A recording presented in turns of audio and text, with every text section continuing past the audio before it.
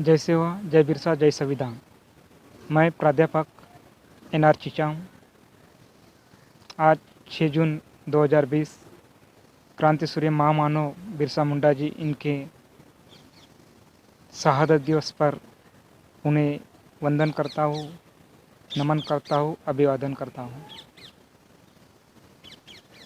आज के शहादत दिवस पर हम उस बिरसा मुंडा ने जिस क्रांति की शुरुआत की थी, उस क्रांति को याद करने का आज दिन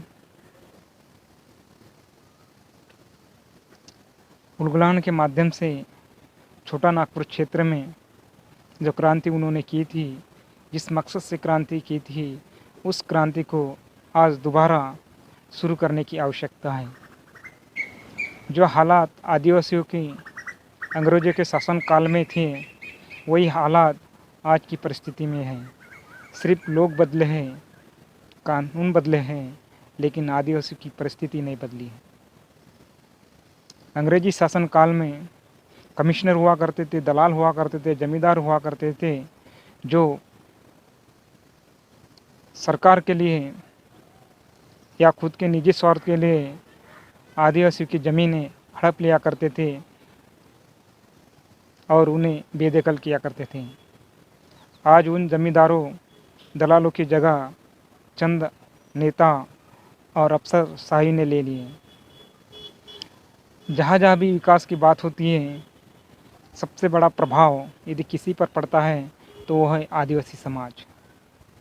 चाहे डैम बनाने हो, बांध बनाने हो, रास्ते बनाने हो, फैक्ट्री लगानी हो, कारखाने लगाने हो, या किसी भी प्रकार के विकास के कार्यक्रम करने हो, तो उस विकास की आड़ में सबसे ज़्यादा प्रभावित होने वाली आबादी वो आदिवासी समाज की होती है और सबसे ज़्यादा ज़मीन उनसे ही अधिग्रहित की जाती हैं।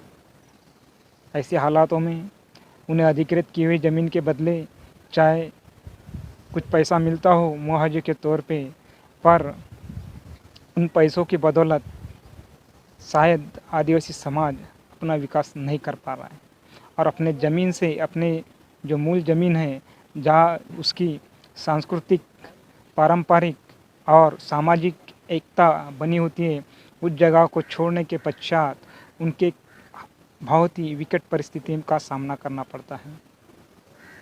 ऐसे हालातों में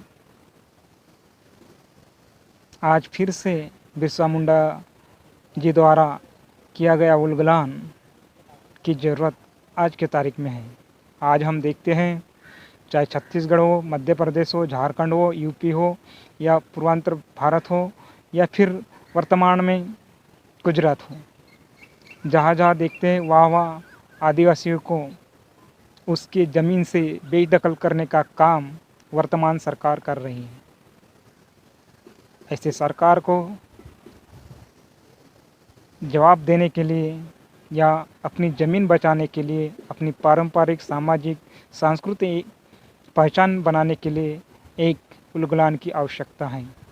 आज हम देखते हैं गुजरात राज्य में केवड़िया ज़िले में, जहाँ विकास एवं पर्यटन के नाम से सरदार वल्लभ भाई पटेल, जो हमारे पहले गृह मंत्री थे, उनके स्टेचू तैयार किया गया है, जिसका नाम यूनिटी ऑफ स्टेचू रखा गया है। लेकिन उसके आड़ में लगभग 60 से 70 गांव को स्थापित करना पड़ रहा है। यदि विकास ही करना है तो आदिवासियों की ज़मीनों पर आदिवासियों के ज़िंदगी से खेलकर क्यों, ये सबसे बड़ा सवाल आज के तारीख में वर्तमान सरकार को हम पूछना चाहते हैं। चाहे कानून बना के हो, चाहे पुलिसी कार्रवाई हो या प्रशासनिक कार्रवाई हो, उसके माध्यम से आज अनेकों ज़मीनें सरकार अधिग्रहित कर रही है। इससे पूर्व लगभग 11 लाख आदिवासियों को उनके मूल ज़मीन से, जंगलों से बेदखल करने का कार्य वर्तमान सरकार ने किया था, लेकिन सुप्रीम कोर्ट के माध्यम से उसके ऊपर चंद दिनों के लिए स्टे लगा हुआ है। लेकिन कह नहीं सकते कि कब वो कानून लागू हो जाए और लाखों करोड़ों आदिवासी अपने ज़मीन से हाथ धो बैठें।